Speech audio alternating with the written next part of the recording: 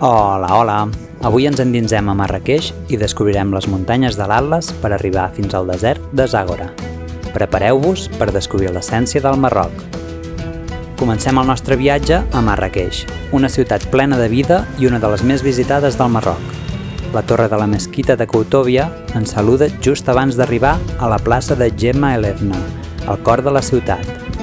Aquesta gran plaça desperta cada dia a poc, fins a convertir-se en el cor de Marràqueix. Al vespre, la ciutat batega al ritme de música i mil llums i olors. Sens dubte, el lloc que no et pots perdre. I si heu visitat Marroc, ja sabreu que la benvinguda sempre ve acompanyada d'un bon te i pastes delicioses. I, tot i que ens hi quedaríem tot el dia, hem de sortir a descobrir el barri jueu, el Melah. El Melah és un dels barris històrics i amb més botiguetes i oficis de la ciutat, i per això ens hi deixem perdre fins a arribar al Gran Bazar.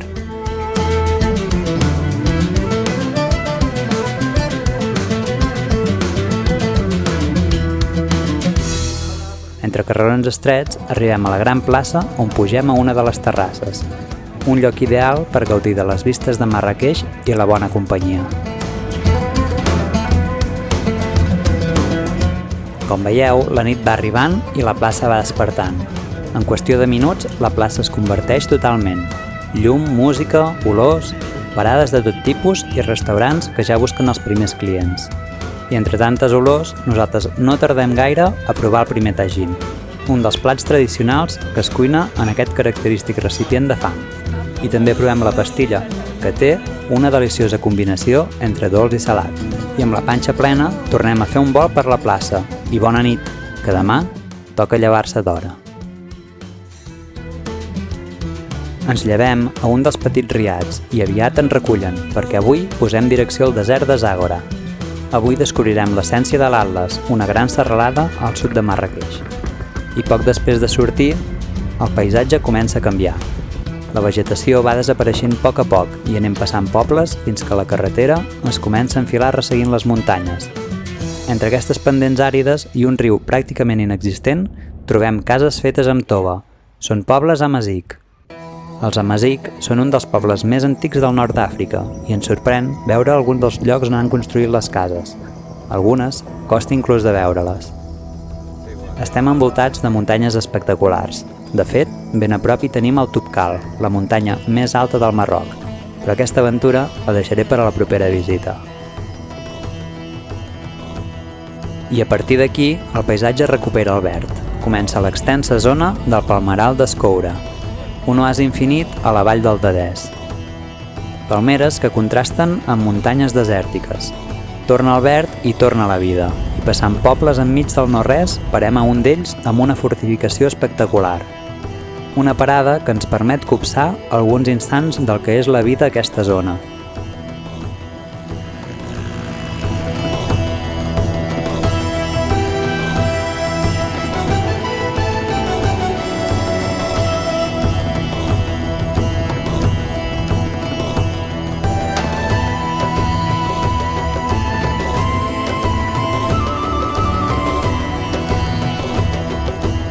I de sobte entrem a un altre planeta.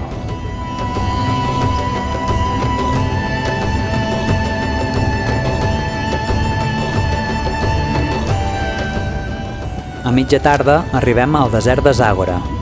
Tanta estona al cotxe necessitem una mica de marxa i fem l'últim tram fins al campament amb quad.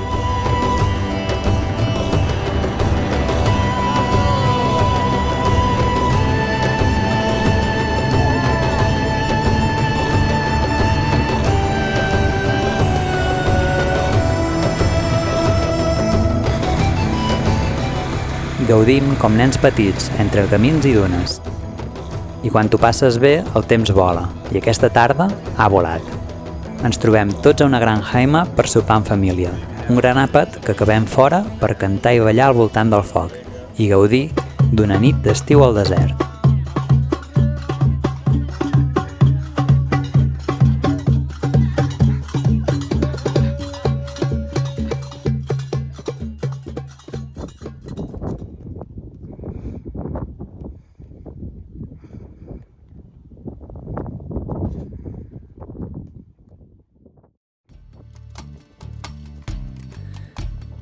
De bon matí, el sol treu el cap entre les muntanyes i tenyeix de groc tot el desert.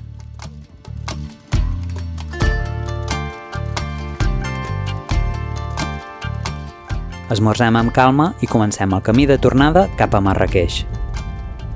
Fent quilòmetres, la calor apreta i abans que delirem fem una parada a Agdes per gaudir d'una panoràmica espectacular del Palmeral d'Escoura. Aquí es pot veure clarament el contrast d'aquest petit oasi entre una immensitat desèrtica.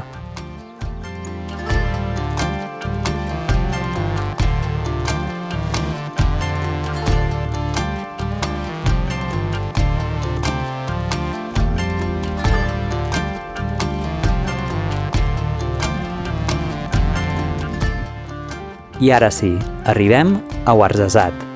Estem en un lloc de pel·lícula, el Casbah d'Ait Ben Haddou. I quan dic de pel·lícula, no exagero, perquè aquí s'hi han gravat, entre d'altres, Gladiator, James Bond, Prince of Persia o Joc de Trons. Un poble d'arquitectura excepcional que, tot i el terratrèmol del 2023, es manté intacte i que realment val molt la pena visitar.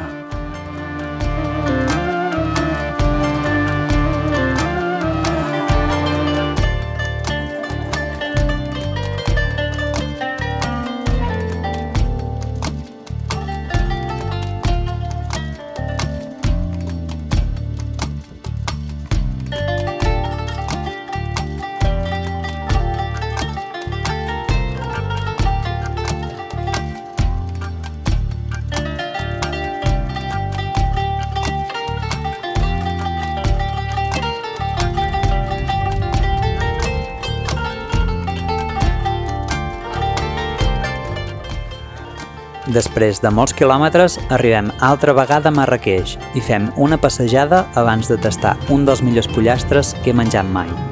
Espectacular!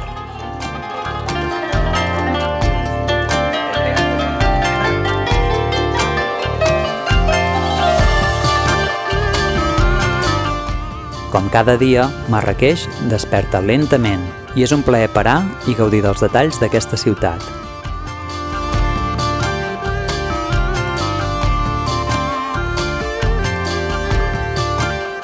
Aprofitem l'últim dia per visitar el Palau de Bahia, que significa la vella. Es diu que Ahmed Ben Mus el va dedicar a la seva esposa preferida, Bahia, però també que el nom ve per ser el palau més bonic i és que és una mostra excepcional de l'arquitectura marroquina, tant per dins com per fora.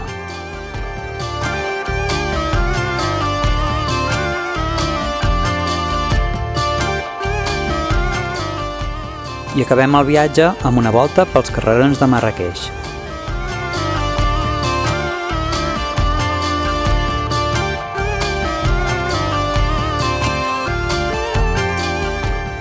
I esgotats però encantats, tornem cap a casa amb la sensació que no tardarem a tornar al Marroc. Shukran, Marràqueix.